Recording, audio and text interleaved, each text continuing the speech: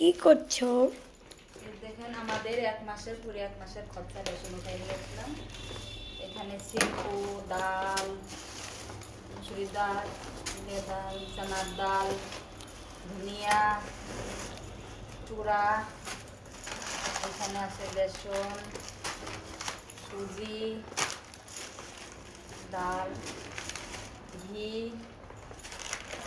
এখানে আছে নিরমা, চিনি, লবণ, হলদি, মরিচের গুঁড়া, এখানে আছে বাটার, এক বস্তা চাউল, শরীফুলকা ফেভারিট বাটার। এগুলো আমাদের এক মাসের খরচা রেশন উঠে নিয়ে আসলাম। শরীফুলের দিয়া লাগানো, হ্যাঁ। তো বাই দোস্ত।